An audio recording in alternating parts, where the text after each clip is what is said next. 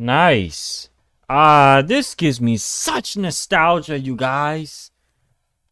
Oh man, that gives me such nostalgia. I remember days like this, I would just, get up at the school. Next moment, it would be fourth period and some motherfucker pulls a fire alarm.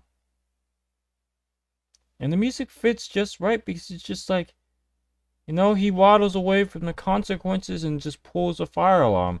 I remember always catching people doing that. You know what they would do? They would threaten me if I told anyone that they would pick on me for the entire fucking year. And I would just be like, damn. Over a goddamn fire alarm? I just didn't even pay attention. I'm more like a look forward. And they pulled the fire alarm.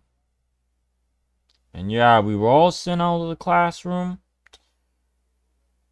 You had to sit there, wait for a cool minute, Because, people in my area, they're stupid, okay? They're really stupid. Like, to the point where they'll do anything for attention. Anything possible. Anything that can get them some sort of relevancy in life. And, yeah, we would just be staying out there. But, this guy is no different for what's today. Fire alarms will be pulled constantly on a daily basis. This guy is no different from his predecessors. So, with that being said, there's nothing really to see here, guys. Just another person pulling the fire alarm that we've all had to deal with and go out of class for. And, the title also fits right, too. Let's remember that.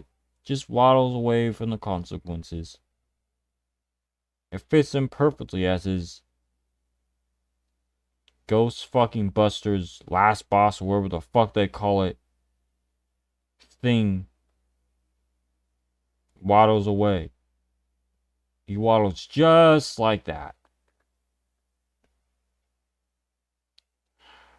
Anyways, guys, I'll see you in the next freaking video. Peace. Hi, I'm Lucy Christian. I am the voice of Otako Uraraka, and you should subscribe to Neusxanity's channel. Peace out!